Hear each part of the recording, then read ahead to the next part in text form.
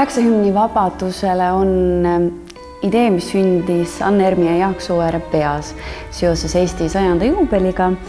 Ja ideeks oli luua siis džäss-heliloojate poolt lisaks Eesti hümnile juurde tänapäevaseid hümne ja armastuslaule meie riigile, rahvale, vabadusele. Ja kogu selle protsessi käigus tuli välja, et Eesti džäss on saanud ka 100-aastaseks.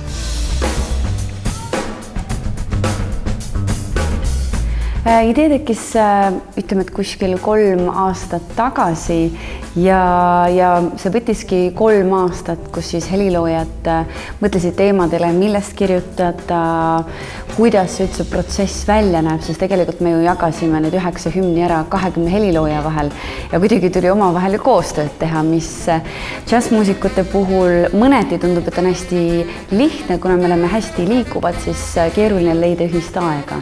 Nii et osa heliloojaid mängisid sellist kassi-hiire mängu, et üks kirjutas osa teosest, ütleme paar rida, saatis teisele ja selline nagu pime mäng toimus, kuidas nad siis, et sa eelmist fraasi ei näinudki ja kirjutasid sinna peale juba uue fraasi.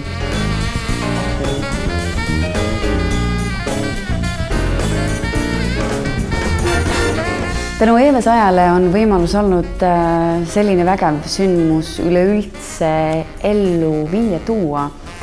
Ja siis Eesti Džässliit koos Džässkaarega on need, kes aidanud seda heliloojate poolt päriselt teoks teha ja muidugi heliloojad ise, et kõik, kes on praegusel hetkel aktiivsed ja värske mõtteviisiga.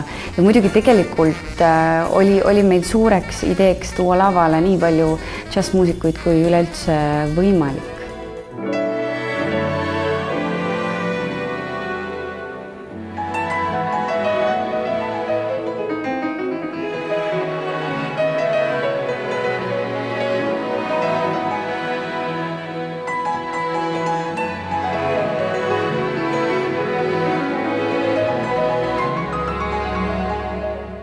Ma tahaks tänada kõiki koostööpartnereid, kõiki, kes panustasid kas siis heliloominguga, helipoolega, asjade tassimisega, soengute tegemisega, et nad kõik on teinud seda puhtast südamest, et tõesti ainult suured tänud neile kõikidele.